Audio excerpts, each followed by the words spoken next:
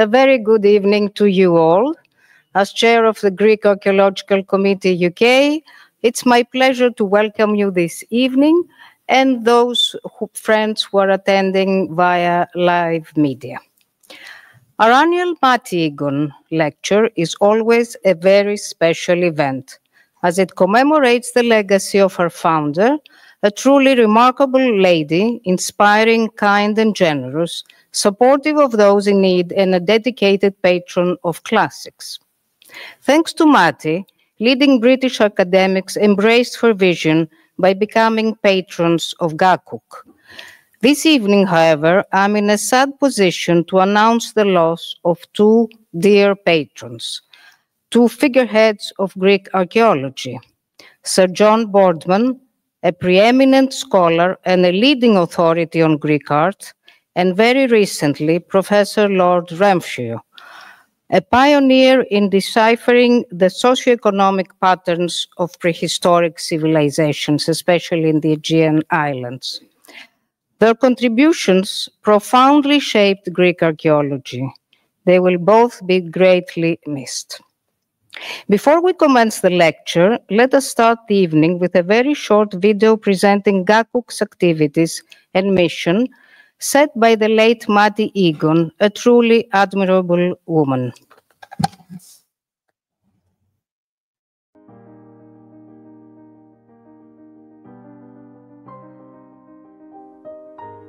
Welcome to the Greek Archaeological Committee UK Annual Mati Egon Lecture.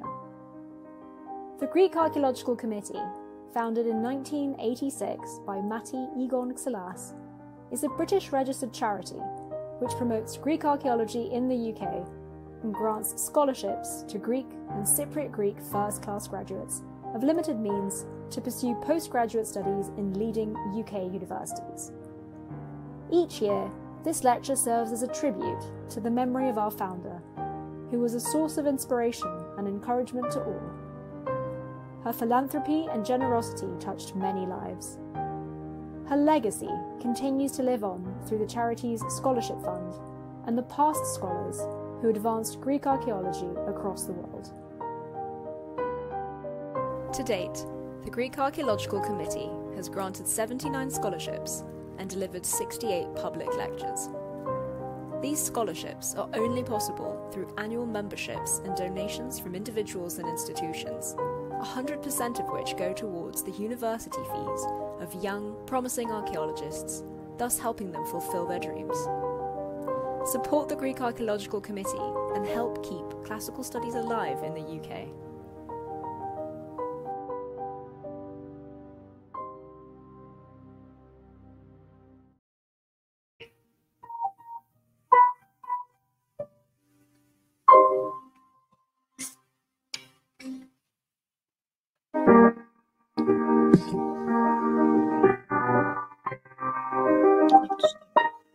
Welcome to the Greek Archaeological Committee UK, a source of inspiration and encouragement to of limited. Sorry. Technical. Which go towards the university fees of young, promising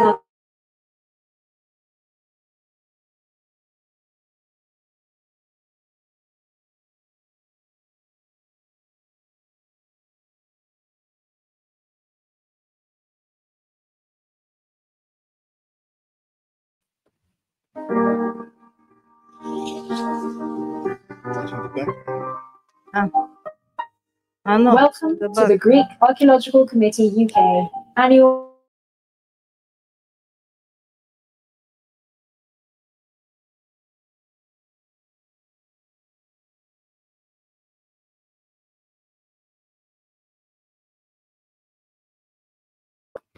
Sorry for that. On behalf of Gakuk, I would like to express my gratitude to our donors, as without their help, our mission would not be possible. A big thank you goes to Stamatia Komninos. We're glad she's present here this evening, and Nikomninos, Mati's children, and Gakuk's major donors, who gracefully continue her legacy sponsor the Mati Egon Scholarship, and constantly support us in keeping their mother's vision alive. This year, the Mati Egon Scholarship was awarded to Anna Maria Nasiakou and Theodore Mazis. These are our new scholars.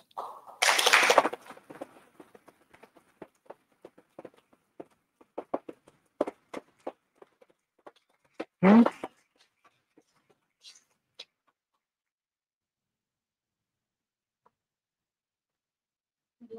name is Anna Maria Nasiakou, and I'm a student in the Master of Science in Dublin University. Hello, my name is Theodore Mazis. I'm a second-year PhD student at the University of Oxford in Worcester. Thank you.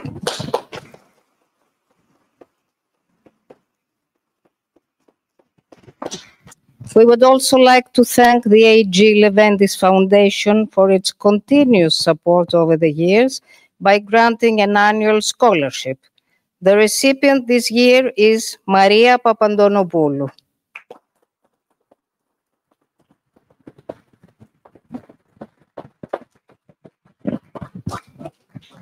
My name is Maria Papandonopoulou. Thank you. And I study a Master's of Science at Durham University. Thank you very much.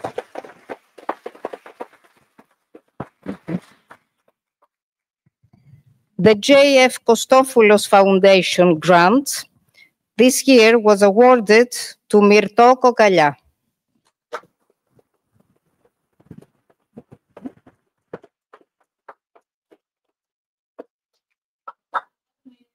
And I am a fourth-year PhD student at the University of Oxford.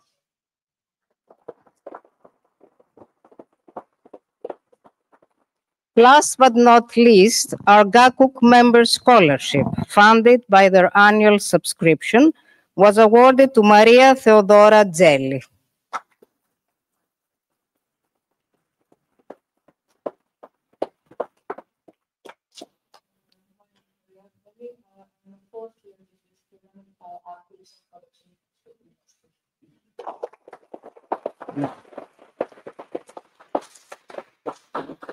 And now let's turn our attention to the main event of the evening. It is a great pleasure to host Dr. Dimitrios Athanasoulis, Director of the Ephorate of Antiquities of the Cyclades and the Dead Dodecanese, a distinguished archaeologist who, despite his myriad obligations, including currently preparing an exhibition which is very soon opening in Athens, he has managed to join us in London for this evening.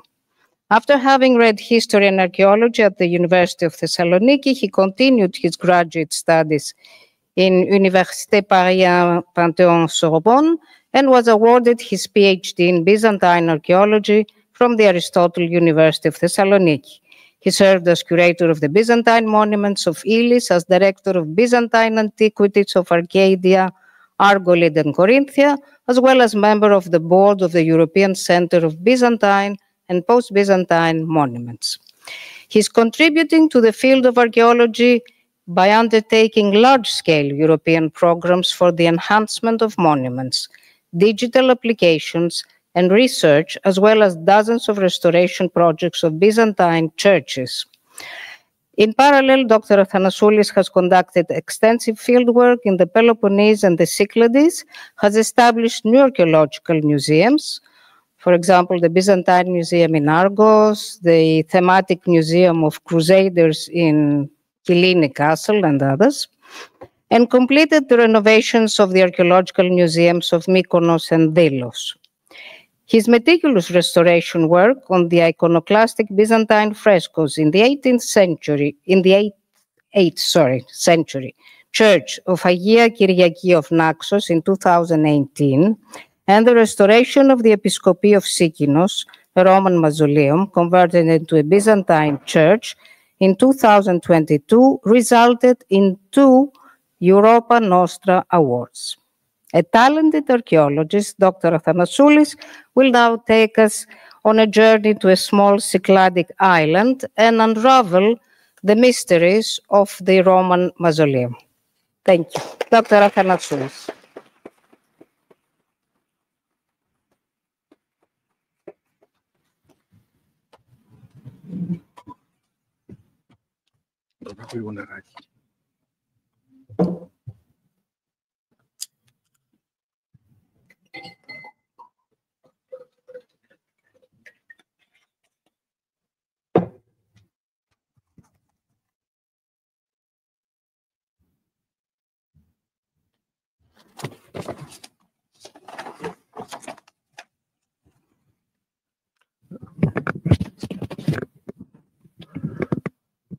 Ladies and gentlemen, good evening.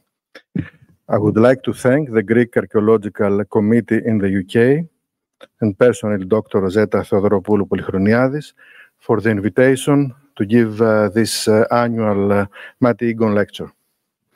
I will try, as Zeta said, to take you from London to Sikinos, this tiny island in the middle of the Aegean Sea. And there I will share with you the fascinating story of the monument of Episkopi.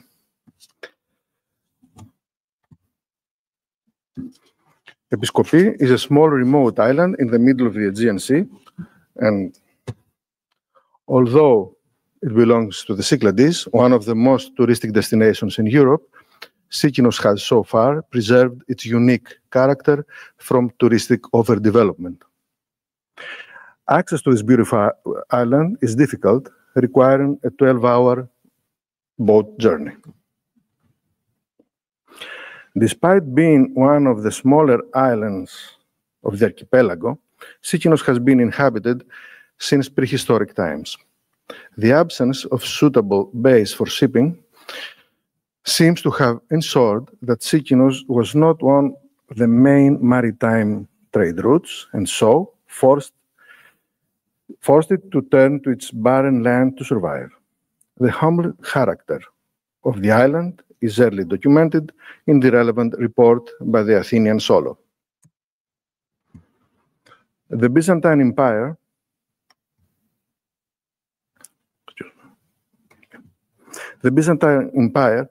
showed a concern for the Aegean islands as they were a vital area for its survival, especially during the era of the Arab Jihad in the 7th and 8th centuries. The Byzantine Empire showed and after the fall of Constantinople to the Crusaders in 1204, Sikinos became part of an autonomous island hegemony known as the Venetian Duchy of Naxos.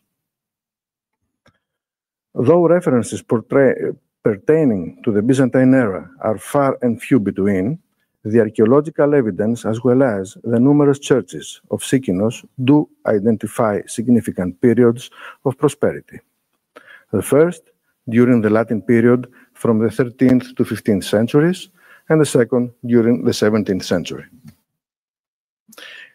In an unspoiled, typically Cycladic landscape, stands tall the ancient monument of Episkopi. The building, part of an abandoned monastic complex, is located in the necropolis of the ancient city of the island, which spread over the adjacent hill of Agia Marina. Episkopi, created at the turn of the late antiquity, seems to have always been treated by the inhabitants of Sikinos with respect, retaining much of its original form. When we began its restoration, the monument had been inaccessible for more than a half a century due to fear of collapse. The project, financed by European Regional Development Fund, the region of South Aegean, and executed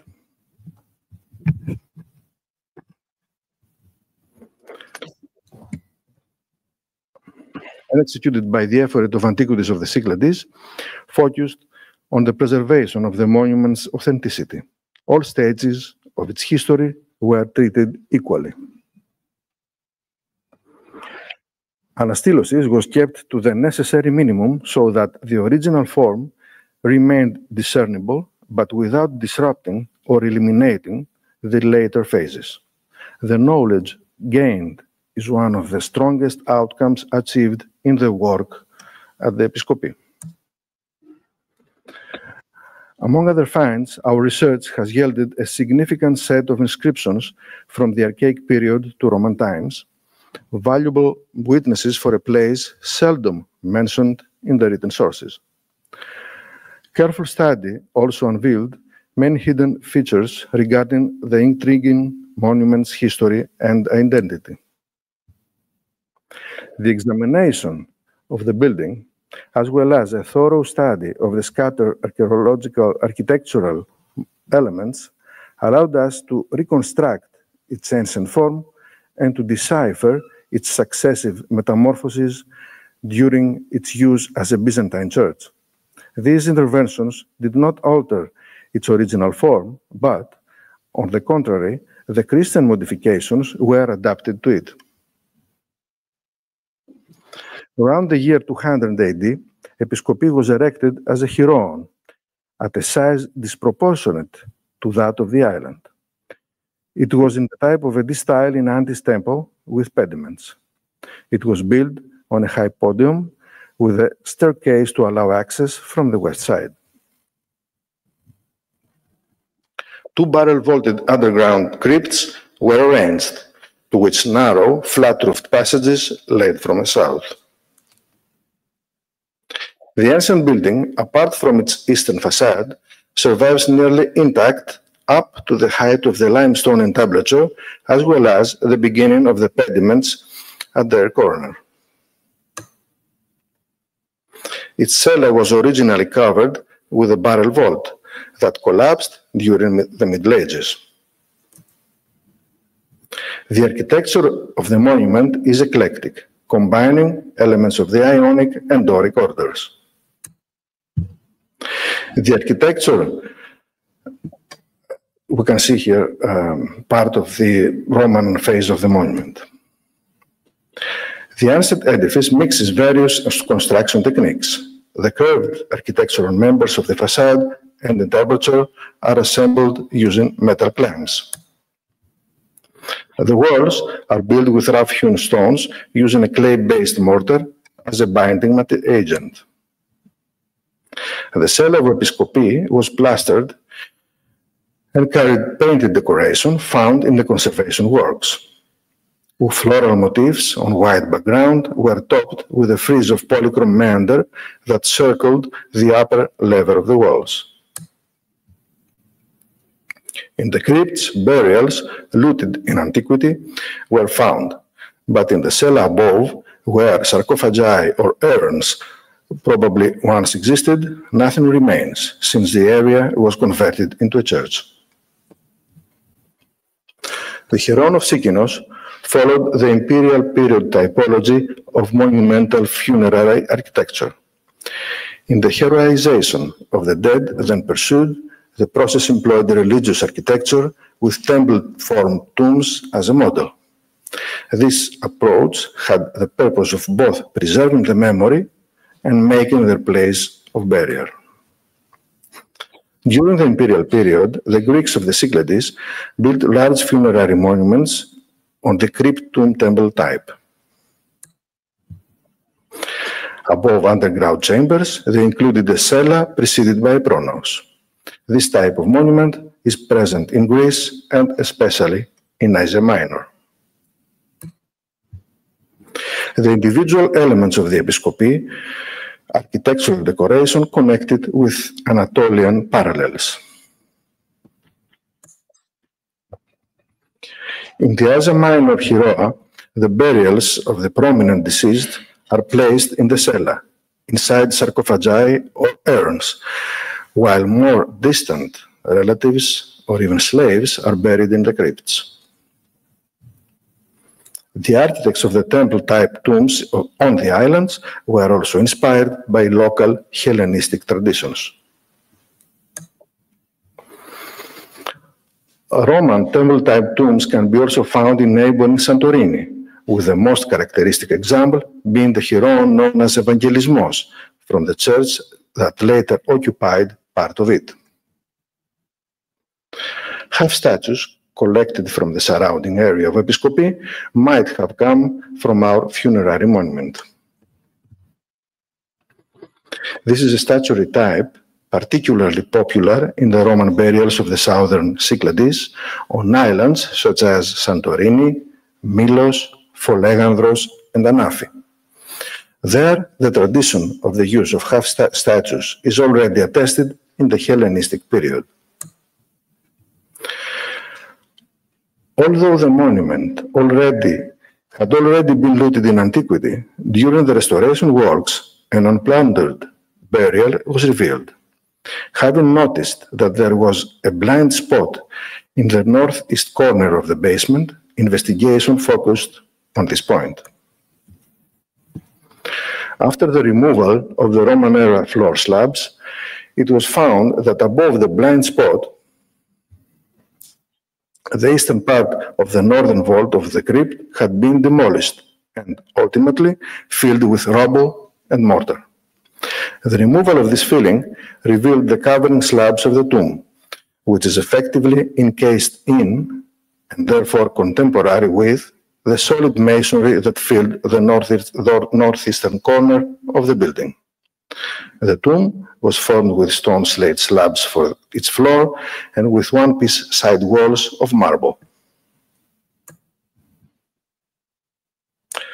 This is a case of burial where the typical placement of the honored deceased in the crypts or in the chamber is not followed, but instead an intermediate position is chosen between the two levels. The literal walling up of the burial, and thus the disappearance of every trace of it, could be perceived as an extreme precautionary measure against grave robbers, who would certainly be attracted by the ornate Heroon. However, there are other elements that together lead to a different interpretation for taking these extreme sealing away measures. This is a short video on the investigation of the burial.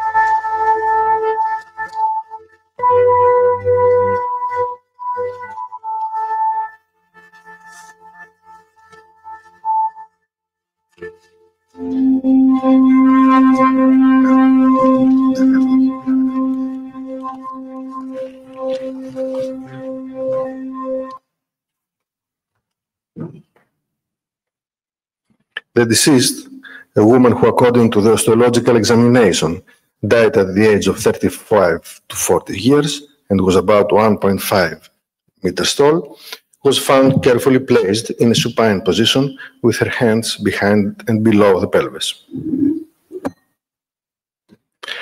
Parts of the fabrics with which the deceased body was certainly wrapped have been preserved.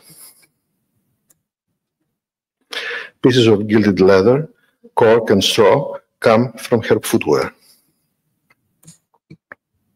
The gold jewelry she wore is impressive, an indication that she was a woman of high status.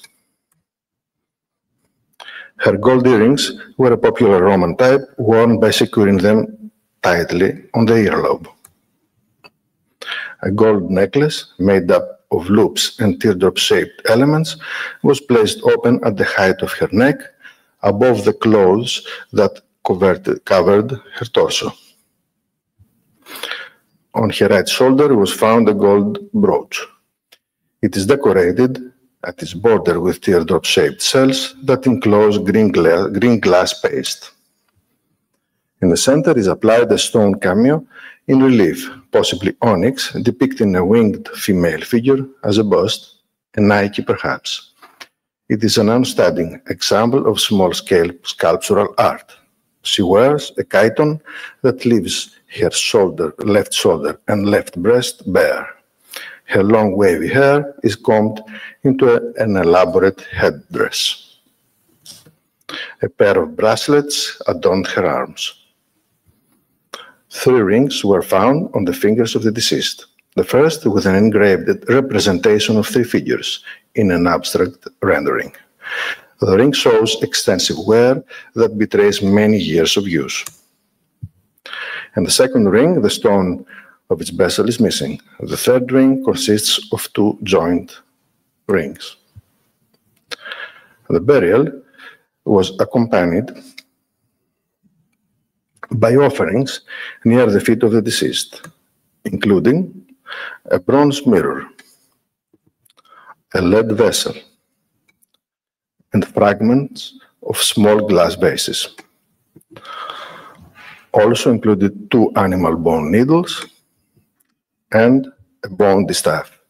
The last belongs to the type of finger distaffs whose small shape and decorative character seem to place it in the category intended for funerary use. The distaff is a weaving tool associated with women's everyday life throughout time and as a symbol of virtue, constitute a typical offering of female burials.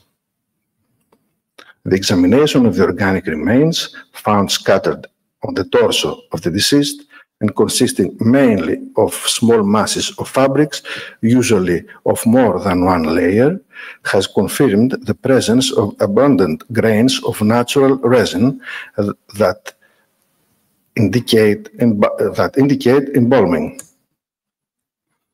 The use of natural resins, which is associated with the mummification process of the dead that was applied in Egypt, was maintained as a burial practice during the Roman period, as their antimicrobial and antifungal properties were known. The results from the study of the skeletal material are particularly illuminating for the interpretation of the burial as deviant, that is to say, not conducted according to normal customs.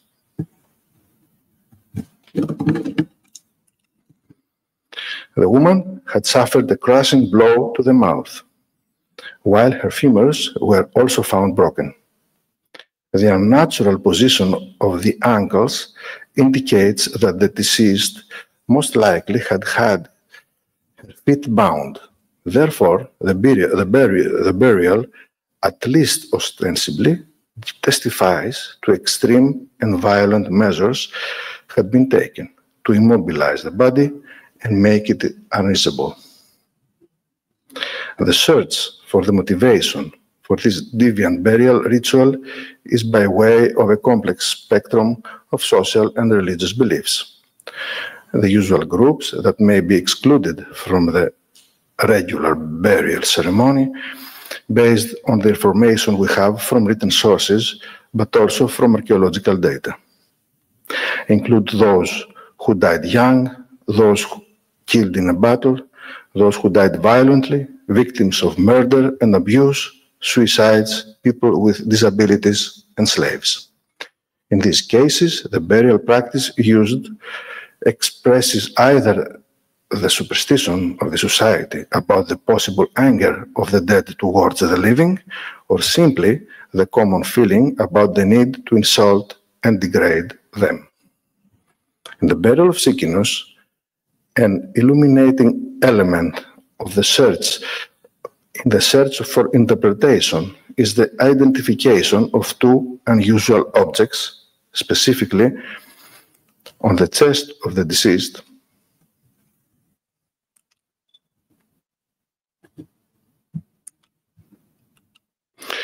On the chest of the deceased, a lump of bitumen was found on her left breast and one of sulfur on her right. In antiquity, these 2 materials had various applications, including their use for disinfection and purification, but they were also used as medicines. However, given their placement here on a dead body, another explanation is linked to the world of magic. A magical papyrus from Egypt, known as the Leiden Papyrus J395, is a primary source of the 4th century AD. It contains a magical text with a long ritual section and a prayer of Moses to the moon goddess Selene, in which the following is preserved. If someone is possessed, say the name of the demon possessing them and hold sulfur and bitumen under their nose. He shall speak and be released. Thus, the placement of these two magical materials on the chest under the head of the deceased makes the possibility particularly strong that the deceased had suffered at the hands of her superstitious relatives. The extreme measures that had been taken to immobilize and isolate her, being taken, tight feet, hands trapped under the body, broken legs, broken mouth, immuring of the grave, make it possible that the unfortunate woman suffered from an illness, perhaps one with epileptic characteristics or something similar, which would have led her contemporaries to the conclusion that appropriate measures out of fear of the deceased had to be taken. As well as the special configuration of the architecture of the monument to accommodate her burial, implemented before the completion of the construction, since the Roman floor also covered the inserted tomb, the rich deviant burial connects the Heroon with the person in it. It is therefore reasonable to argue that the fragmentarily preserved epigram on the southern door pillar of the entrance to the cella, which enthusiastically praises a woman whose name is not preserved, refers to the deceased on the hidden tomb. According to the epigram, she had the form of the goddess Hera and the wisdom of Athena, and the gods have called her to share eternal life with the great women of the past. A second versified funerary epigram, revealed after the removal of newer plasters on the north wall, fills in many of the gaps in our story. The inscription was roughly engraved on the surface of a semi-work stone and was not intended to be visible, as the walls were originally covered with plaster and frescoed. The funerary epigram consists of two elegiac couplets. Buried here lies the beautiful body of beloved Nico, and her soul is with the immortals, for the immortals wish that the souls who lived sagaciously are the ones that do not die.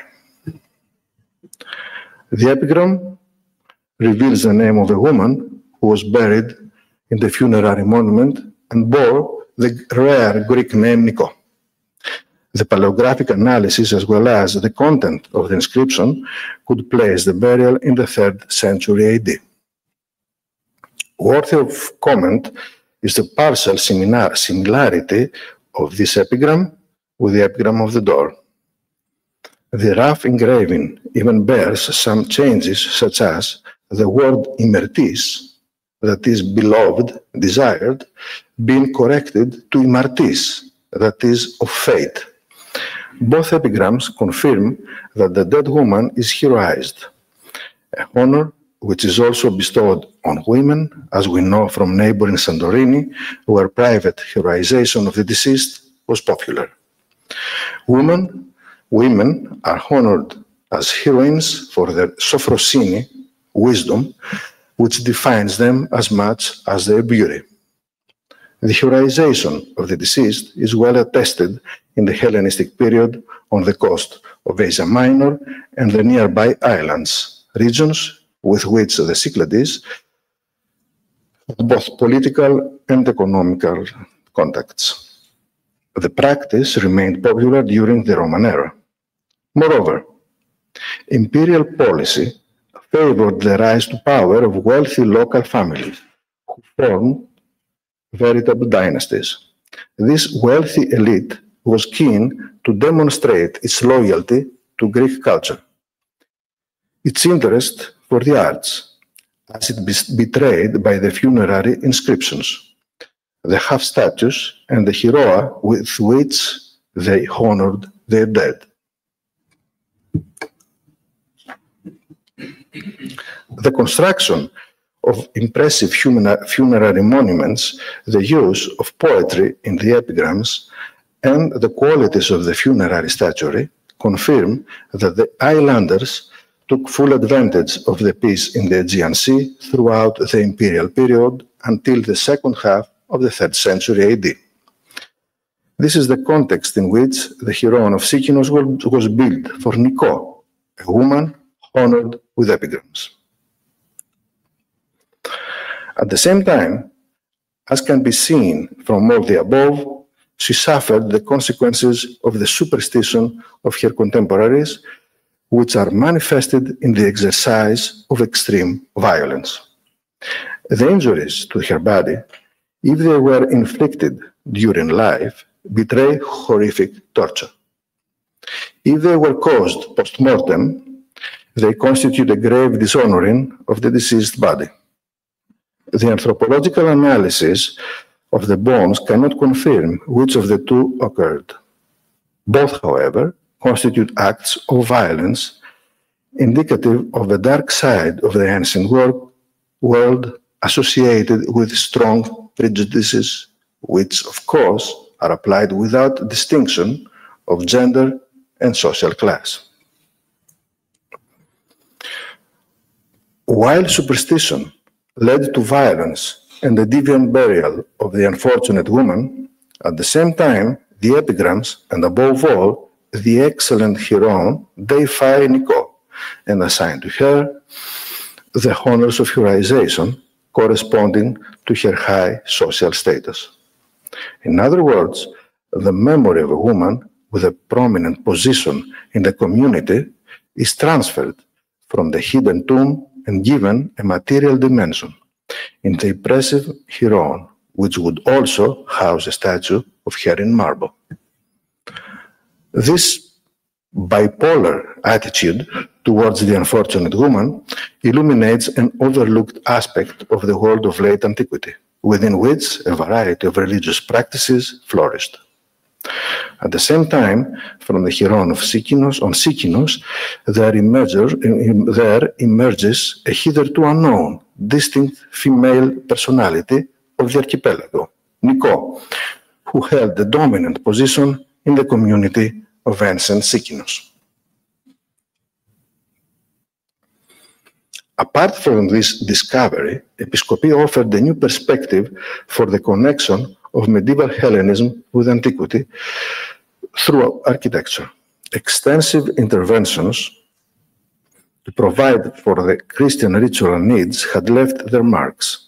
At least two major medieval phases are indicated. The conversion of ancient monuments into churches by the Christians was, as we know, a common practice. In some cases, such as in Miletos and other megacities of Western Asia Minor, the Byzantines widely reused ancient buildings so that one may speak of a dominant spirit of antiquarianism. The reuse of funerary monuments as churches is far from unknown in the territories of the Byzantine Empire. It also occurs elsewhere in the Cyclades. In neighboring Thera, the Church of St. Nicholas Marmaritis is a repurposed, flat-roofed, late Hellenistic building made of marble, possibly an above-ground tomb. Closer still is a conversion of a similar Heroon with a crypt into a church in Syria.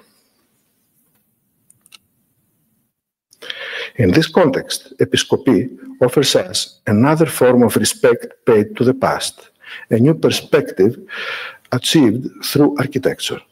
The medieval phase of usage entailed a partial restoration, so initiating a diachronic appreciation of the aesthetics and spiritual value of the monument.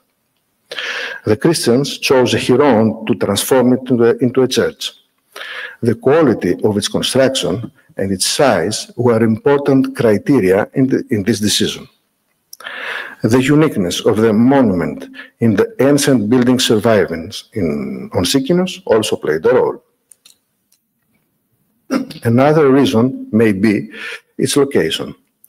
The building is found outside the ancient city, in its necropolis. Churches were common on the outskirts of cities, especially when they had a cemetery use. In our case, however, there is no extensive use of the space for Christian burials. The first conversion of the Heroon into a church was accompanied by structural changes. To create the apse, the demolition of a large part of the eastern wall had to be carried out first. Side doors were opened, piercing the western wall of the nave. Marble partitions were put in place to form the sanctuary and perhaps to fashion aisles. The rearrangement fitted the functional needs of the clergy and the congregation. The spaces between the columns of the pronaos must have been sealed so that the church could acquire a narthex. This was done in a way that left the imposing columns visible. Parts of the chancel screen decorated with crosses are now built into the walls at points of later reconstructions. The bejeweled crosses portrayed and the character of the sculpted decoration give this a date, namely within the period of iconoclasm. The interventions required to convert the Heroon into a church disrupted its static integrity, and it went on to suffer significant destruction. The Roman vaulting and the Byzantine apse both collapsed along with the greater part of the eastern side, so causing damage to the southern side. The restoration that followed this destruction is of special interest. The building acquires a new vaulted structure. On its narrow sides, traces of a longitudinal barrel vault are found, which is narrower than the original internal width of the monument. The ancient pronaos, with its original flat-roofed covering also frescoed, was still in use as a narthex in the second Byzantine phase. From the remains of the Byzantine frescoes, we are able to restore the medieval arrangement, and the oversized full-length figures of St. Demetrius and St. Theodore Stratilatis are partially preserved on the west wall of the nave. Consequently, within the Roman cell, internal supports were added to bear a new cylindrical vault with a smaller radius than the original Roman one. The supports were wall pillars that were built in the interior of the ancient structure and in contact with the existing Roman cell. The wall pillars were placed to form a pair of arches in front of the north and south Roman walls. The Byzantine mason also narrowed the entrance to the nave to support the broken lintel of the ancient doorway. In this second medieval phase, the Roman monument is used as an external shell, and the new building is incorporated within its interior. This phase, though, almost completely vanished when Episkopi underwent another transformation in the 17th century. However, the entire eastern side, up to the trace of the lower vault, is part of this second phase.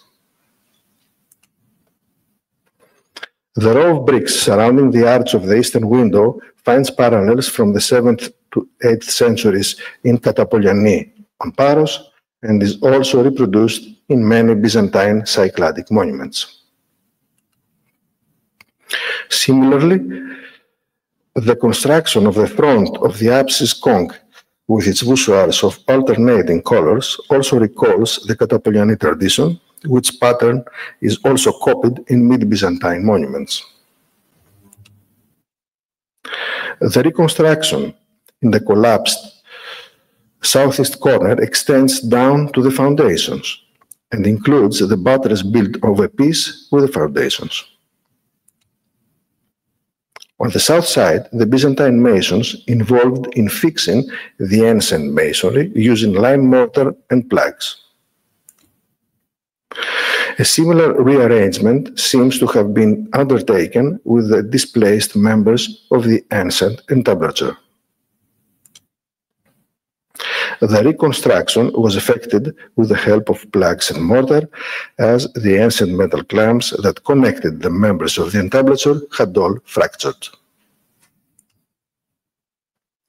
Perhaps it was then that the south corner of the lost eastern pediment was relocated. In any case, the wall is fixed up with this ancient entablature despite the apparent incompatibility of this element with the lower internal arrangement of the medieval vault.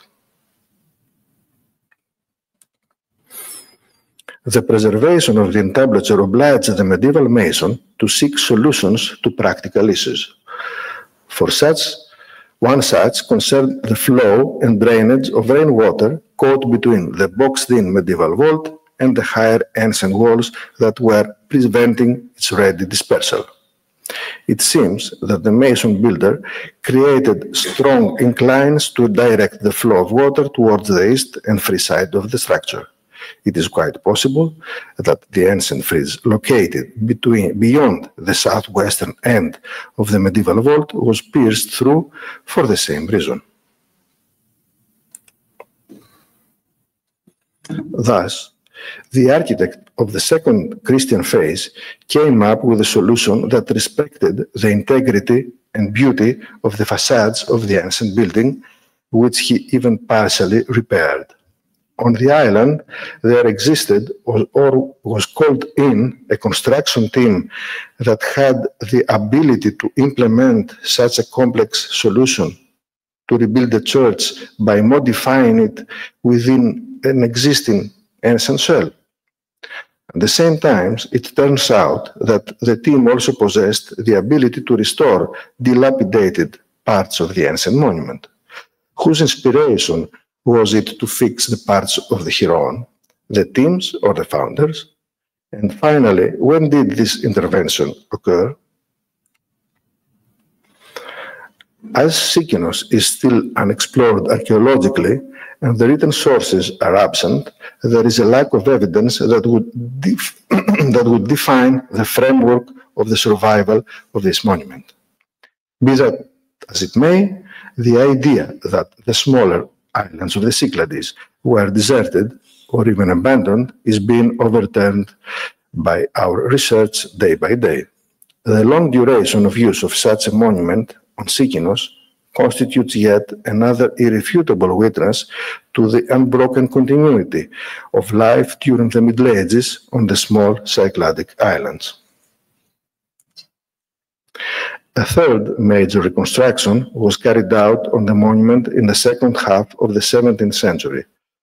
According to a patriarchal seal of 1682, this phase can be associated with the foundation of a monastery in Episkopi that operated until 1830. Then the building acquired its current form, a domed crossing square plan. The additions to the roof are even later yet.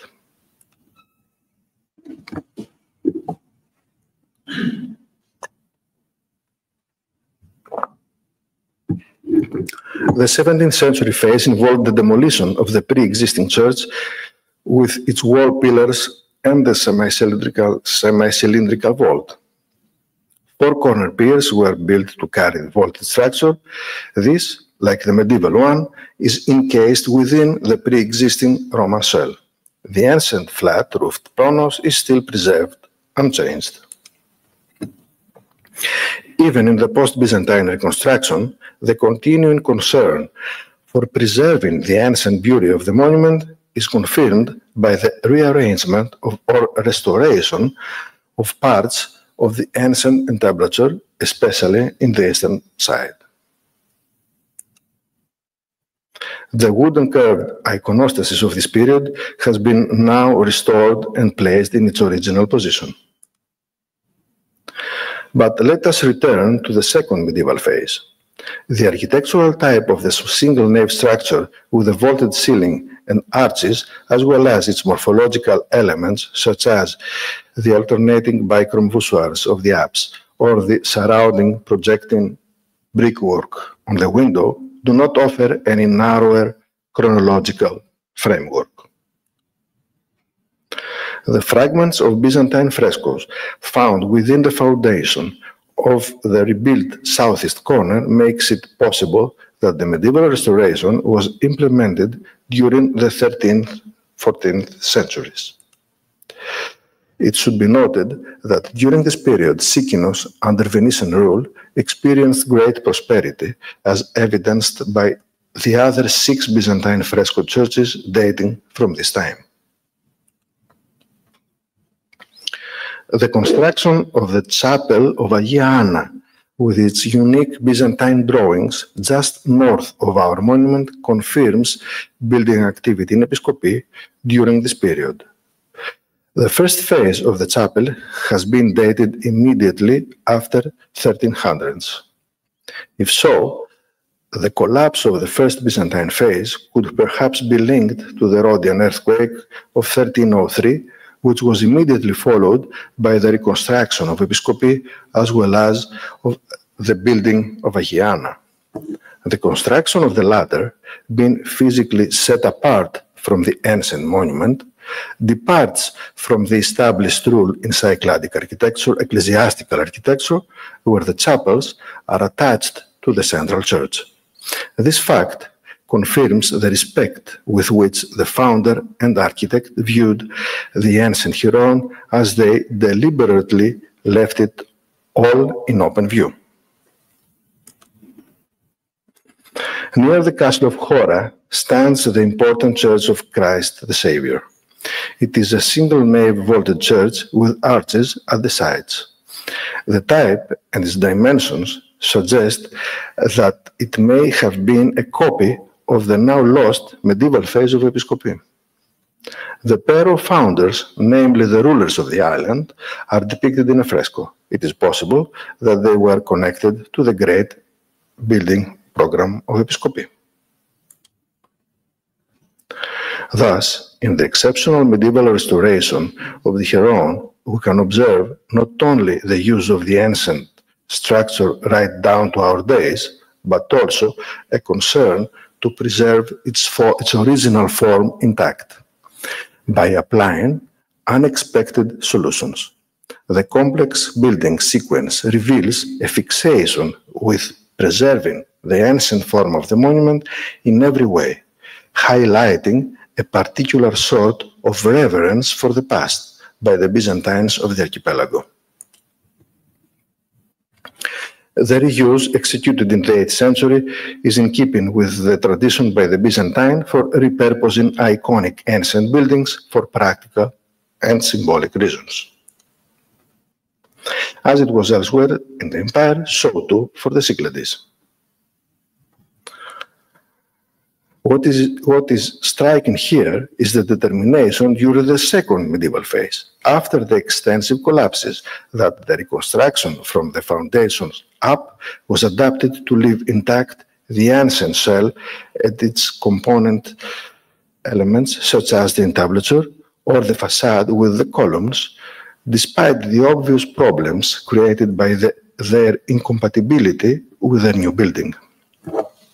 The preservation of the ancient shell required technical skills beyond the ordinary and the norm for the Byzantines, especially in the low level of know-how the local Sikinos workshops possessed. The usual practice would have been to demolish the crumbling entablature that protruded above the Byzantine vault and to utilize its architectural members as decorative spolia in the new masonry. As is the case in many other examples. Here, though, the in situ preservation presupposes a special concern for the integrity of the ancient Heroon, incompatible with the usual construction attitudes of the Byzantines and which cannot be explained only by the recognition of the aesthetic values of the monument by the locals. For now, their action can be considered as motivated by more than respect for the ancestral past of their land. It was perhaps more a manifestation of atavistic ancestor worship. The present restoration of Episkopi of Sikinos is dedicated to preserving a monument that embodies Greek history of 2 millennia. Its cultural diversity, exceptionally manifested in the core of the monument, is a testimony of respect for the classical heritage and its integration into the medieval tradition. The monument states with clarity the need of the people to constantly connect their present with their past. A sacred landmark it is, at the same time, a nucleus of ancestral pride.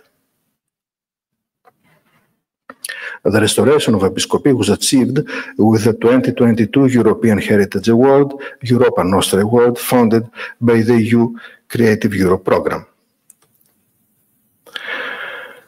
In September 2022, in the presence of the President of the Hellenic Republic, the people of Sikinos welcomed with enthusiasm and with a great celebration the completion of the works, the opening of the monument to the public, and the revival of its religious use. The effort of antiquities of the Cyclades has bestowed upon the Sicinians a material expression of their identity, as well as a valuable resource that will contribute to the sustainable touristic development and therefore to the survival of the small island community. Apart from the obvious result of saving a significant monument from collapse, the restoration and the remarkable discoveries and dissemination of the relevant information have drawn attention to Episkopi and thus to Sikinos. The monument's outstanding value and uniqueness, enhanced by the project, have already attracted visitors' interest. We see some images from the monument after the restoration.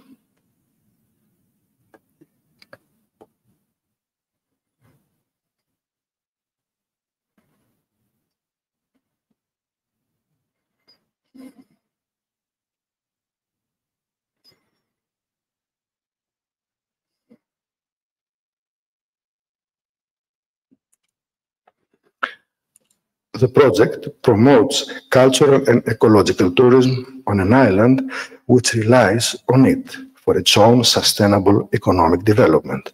This approach is essential for secluded communities. Sikinos has no more than 300 inhabitants. It is part of an effort to prevent the desertion of small islands, which, as ever, form a vital part of Greece's identity. Thank you very much.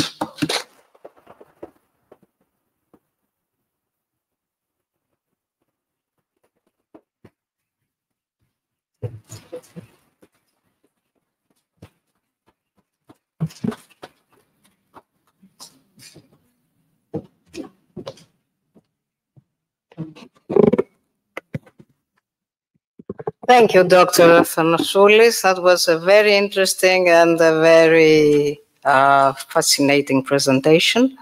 And now I would like to, it's my honor to invite Professor Judith Heroon, a distinguished Byzantinist, a patron of Gakuk, and a dear friend of the late Matt Egan, to give the vote of thanks. Professor Heroon, the floor is yours.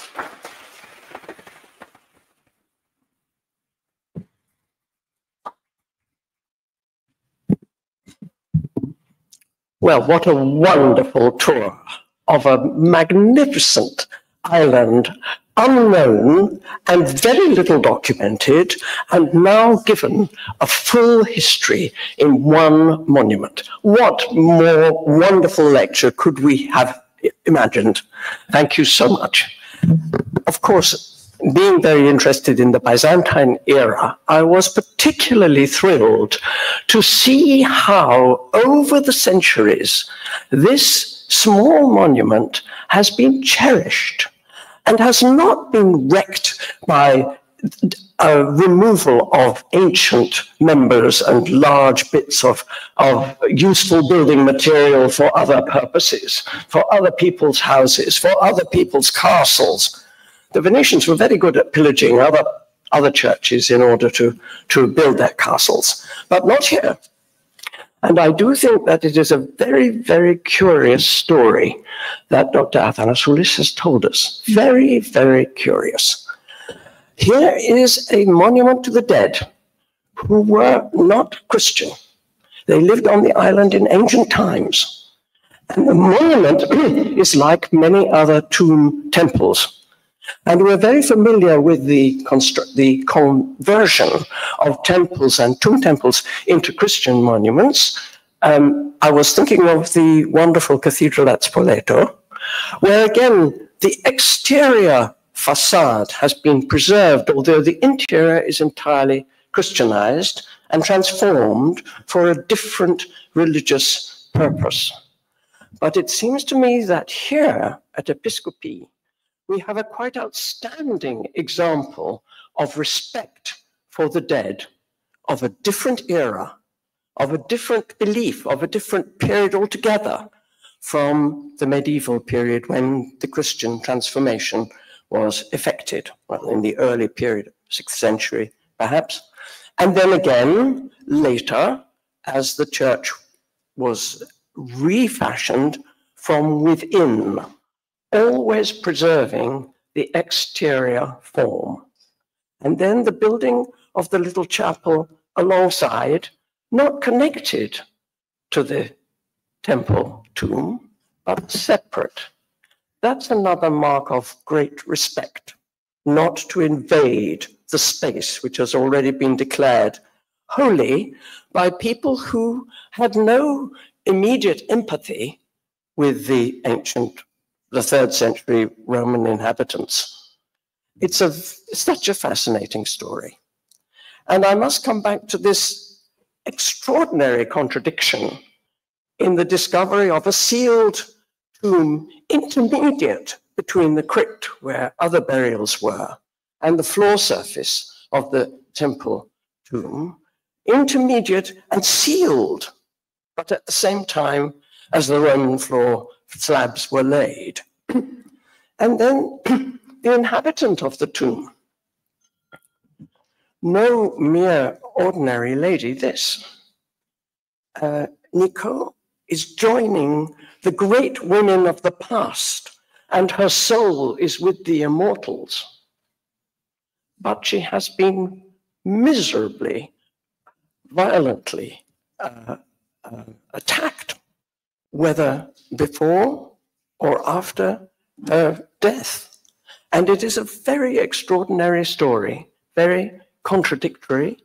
I don't quite understand how the great respect for the dead, which is represented by her fantastic burial and these grave goods and her jewelry and her element, the things that mark her as a woman of importance and status, how this is to be realized as an integral part of the violence directed to her skeleton or to her body before it was buried.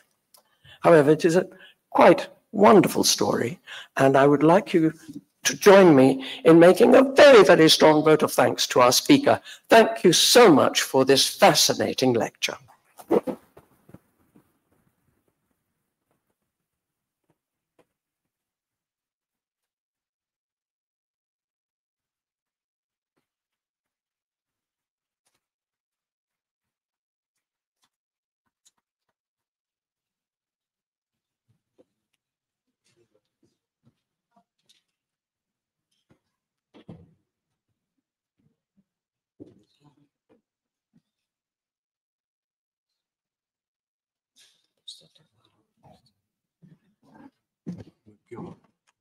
Την τελευταία παιδιά.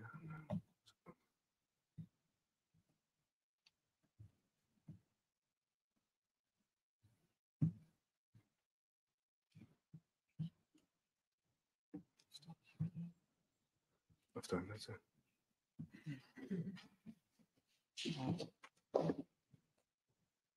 Thank you, Judith. That was a marvelous vote of thanks. An excellent summary, made many things clear to all of us. A heartfelt thanks to those who joined us this evening and to those who followed us online. Anyone who is interested in GACUC's aims and activities, please visit our website or and follow our social media. You can also watch past lectures and even the current ones and the one today on our YouTube channel. And if you wish to support us, please go to membership donation sections of our website. All the information is here. And now please join us for drinks and nibbles and get to meet our speaker. Thank you for coming and a very happy Christmas to you all. Thank you.